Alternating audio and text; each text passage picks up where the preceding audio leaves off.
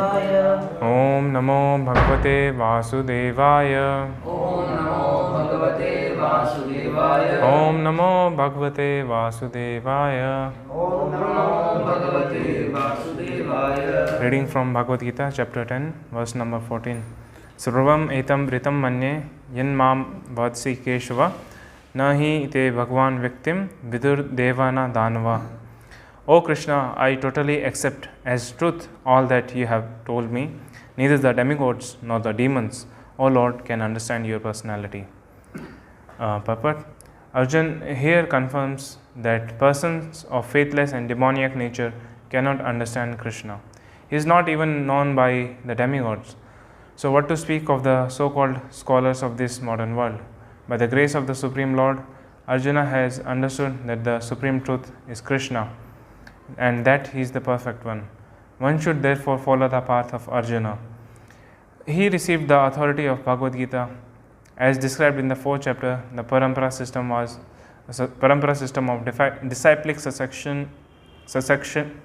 succession for understanding of Bhagavad Gita was lost, and therefore Krishna re-established that disciplic succession with Arjuna because he considered Arjuna his intimate friend and a great devotee.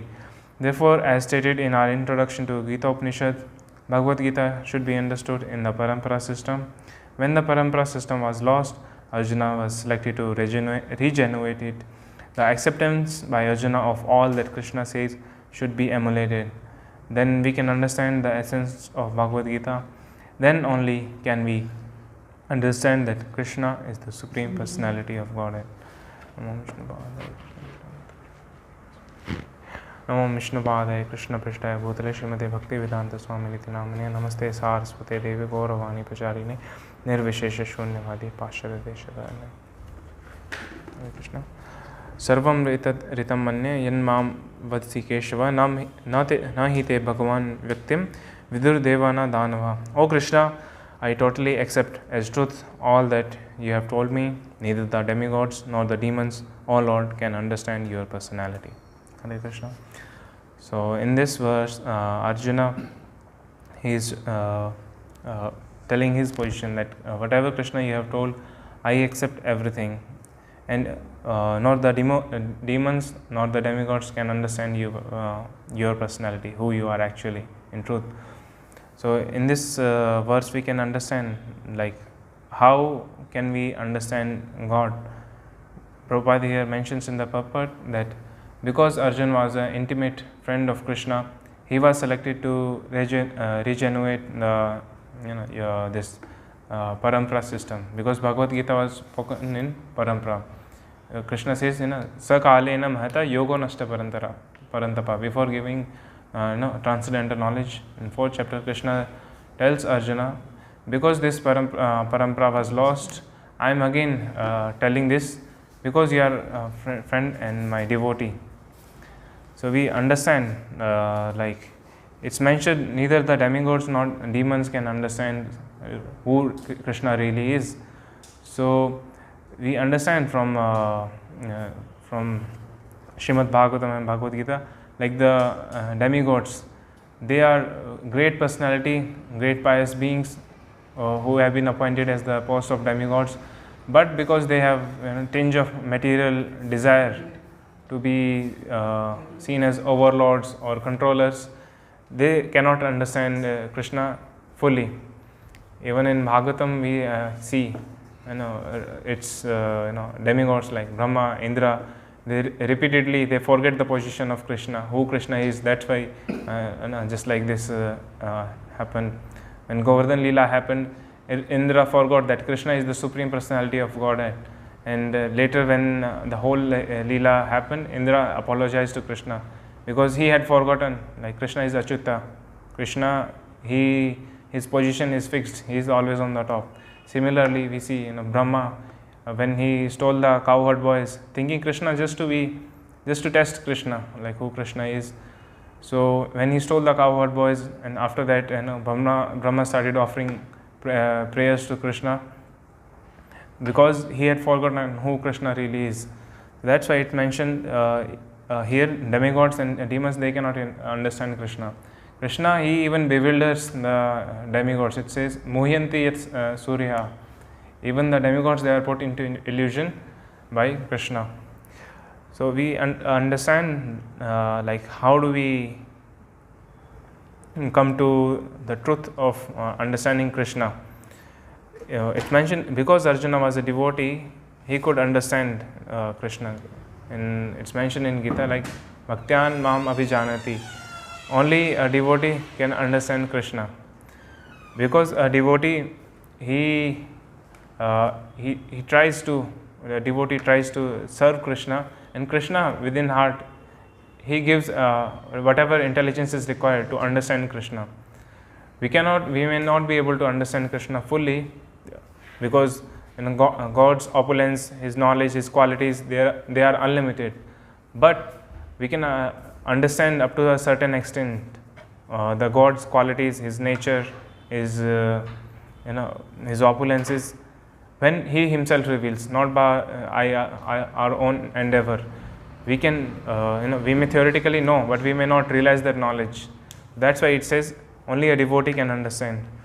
Even when Krishna he showed the universal form to Arjuna, he says, you cannot see, no one can see this form just by officially worshipping Him, giving charity, performing sacrifices, or studying Vedas. Only just by devotional service one can see me. So this is the qualification of understanding Krishna.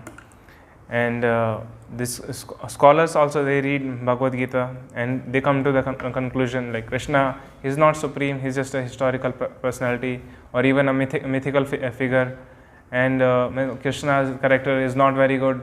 All of this conclusion is because they just accept the Krishna's teachings partially, not fully. Because if we understand, like Krishna many times he says, I am supreme, aham sarvasya prabhu, I am at the top, all sacrifices they are meant to come to Him. So Krishna is repeatedly stating this throughout Bhagavad Gita, but because of the conditioning of the modes, they are not able to see all of these statements, and still they deride the character of Krishna. And we understand from this point like how important Arjuna is, understand how important the role of Arjuna is in making us understand Bhagavad Gita. Because we understand, like Krishna is Arjuna, he is a pure devotee of Lord Krishna, and he was selected to speak Bhagavad Gita, so that they can understand. So repeatedly throughout Bhagavad Gita, we understand Arjuna, he asks different questions. He raises questions not because of him, but because on the behalf of people who are going to read Bhagavad Gita. For example, he asks, which form is greater, impersonal form or personal form of Lord Krishna is greater? He asks, Krishna, when Krishna told, initially I spoke this knowledge of Bhagavad Gita to sun god Vivaswan. And Arjuna again, he raises questions on behalf of people like, how can we understand that you spoke to Vivaswan? Vivaswan is senior to you in birth. So like this, Krishna, Arjuna, he is always inquiring on the behalf of us so that he can clear our doubts. So that's why we should emulate his teachings. We should follow him. Means we are reading Bhagavad Gita as it is, as Arjuna accepted it, because Arjuna is a pure devotee. If we follow Arjuna, we'll be able to come to right conclusion. And here Arjuna says, I accept everything. If we see this point, like Krishna is telling, Arjuna is telling that I accept everything, but there is one, there is in chapter like Dhyana Yoga, Krishna is telling about Dhyana Yoga, but Arjuna is not accepting that. He is accepting his limitation to not practice this. So we must understand, like whatever Arjuna is accepting or rejecting, it's in Shastra. So it's not, it's the Shastra which we should accept, not just in some portion of it. So that's why this complete understanding, complete acceptance of instruction of Krishna should be emulated. And what happens if we do that? Then we lose all our misconceptions. We have so many misconceptions. we are illusion. And when Krishna spoke Bhagavad Gita to Arjuna, at the end he asked Arjuna whether your illusion is dispelled. So Arjuna, he replied, Nashta moha smriti labdha tat prasada tachitta gato sandhe stitosmi karshya vachanam to. Arjuna says, my illusion has been dispelled, because he accepted everything whatever Krishna was saying. So he came to the point like his illusion was dispelled. He was no longer perturbed. He was no longer disturbed by the challenging situation he was facing. So here we must understand why Arjuna is accepting everything, because we understand people, they are conditioned by modes. They naturally have liking and disliking for certain things. So similarly for philosophy, for instructions, they have liking and disliking. What they choose, what they like, they'll accept. What they don't like, they are likely to reject. So people, they are just like, if we understand, there are many commentaries on Bhagavad Gita. Just like, for example, let's take Mahatma Gandhi also wrote a commentary on Bhagavad Gita. But he came to the conclusion that Bhagavad Gita supports non-violence. We should be non-violent by reading Bhagavad Gita. But if we see, after understanding Bhagavad Gita, Arjuna fought. So Arjuna, in a sense, he was violent. He fought in the battle. So this is not the conclusion of Bhagavad Gita.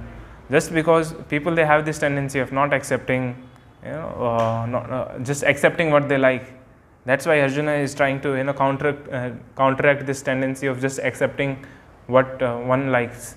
Even we understand, people in general, they quote Bhagavad Gita, one very famous slok of Bhagavad Gita, Karmane eva adhikaraste ma phaleshu kadachana ma karma heturbhur mate sangas akarmani. So they like to quote this verse because they think just doing your karma is everything. This is what Bhagavad Gita is saying. But they will not accept other things what Bhagavad Gita is saying. Bhagavad Gita is saying that one must surrender to Krishna. One must come to the point of getting liberated from this stage. This is a temporary and miserable place. If they hear all of these things, they'll get disturbed. But because they just want to support their ideology, they'll just take some portion of it so that they can feel a little relieved, like, okay, I am following Bhagavad Gita. But actually Bhagavad Gita means you accept everything, otherwise will not get the result. Similarly, if we understand this accepting everything, it can, people they like to avoid accepting everything, because this is the fault of a jiva. We don't accept our faults, we don't accept our lower position to Krishna. That's why we require a guru, so that we start accepting our faults and start accepting someone's superior guidance. So similarly, we may even superficially accept something. Just like here Arjuna is saying, I totally accept, but Arjuna is really accepting. But we may superficially accept some instructions. For example, we may try to interpret something. People, they read Bhagavad Gita, but they say, they interpret. They say, I am reading Gita, but they interpret in a form like impersonal form is greater than the supreme. They will do some they will do some grammar work, and they will try to prove like impersonal form is better than is higher than form of Krishna. Similarly, they'll say bhakti is temporary. Bhakti, ultimately you have to come to a point of knowledge, and after that you have to give up bhakti. Or bhakti is just for less advanced people. But all of these conclusions, they are completely opposite to Bhagavad Gita. So how can they? So they are supporting this on basis of Bhagavad Gita. How? By interpreting the Bhagavad Gita according to their own whims. This is also a problem. If we don't like, then we will interpret it. But interpretation is required when something is not clear. But Bhagavad Gita's verses, they are clear as the sun. So we don't need someone's commentary to show us lamp to see the sun. The Bhagavad Gita verses, they are clear, and if we read Bhagavad Gita in entirety, we can understand Krishna, he is again and again persuading Arjuna to surrender to him, because it is in ultimate benefit. So we must understand this acceptance and rejectance. We have to come above these principles. Only then we'll be able to traverse this path of devotion firmly. And because people in Kali Yuga, they have big egos, they have different false ideas, and due to which we suffer. For example, the people, they have this say have idea of hedonism, liberalism, and egalitarianism, and people, they think this society, we are advancing, we are going, will forever advance. Our society is heading towards advancement. But actually, if we understand from Shastra, this society which is based on sense gratification, it's a society of it's an animalistic society. Prabhupada used to call it a polished civilization of animals, and it's a cats and dog level of society, because everything is aimed at just the body, just enjoying the senses, and there is no dharma, there is just one basic principle, that you just satisfy your senses. But this even the animals, they are doing this. That's why this society is condemned. And if you see, Prabhupada, he used to quote like, this is a demonic civilizations. He used to quote like, factories are dungeons of the demons. Factories means dungeon means like caves. And how it's like dungeon of demons, we see in Bangalore we have so many factories. People, they work so hard in extreme less wages and without caring for their health, and they are forced to work hard in very miserable condition. And what is the result? They get very less salary, but who enjoys? Who is owning the factory, who is running the business? He enjoys the profit.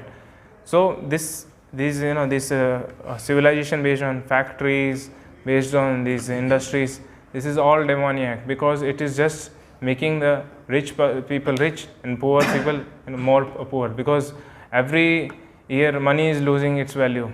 If you see money, there is inflation in economics. Every year inflation, the money loses its value like 6%.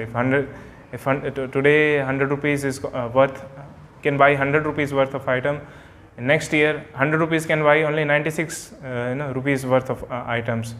So that's why this system of economy,